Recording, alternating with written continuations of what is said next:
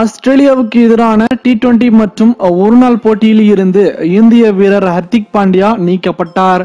இந்தியாவுக்கு கிரிக்கெட் சுற்றுப்பயணம் மேற்கொள்ள உள்ள ஆஸ்திரேலிய அணி 2 போட்டிகள் கொண்ட T20 மற்றும் 5 ஒருநாள் போட்டிகள் கொண்ட தொடரில் விளையாட இருக்கிறது.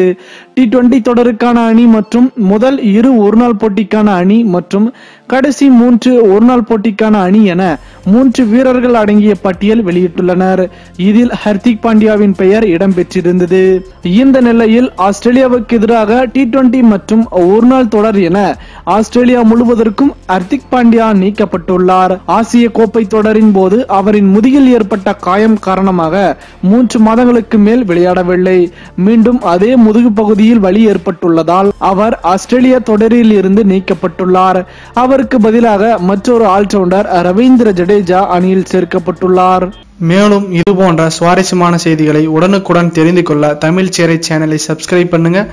மறக்காம பெல் ஐக்கானை கிளிக் பண்ணுங்க.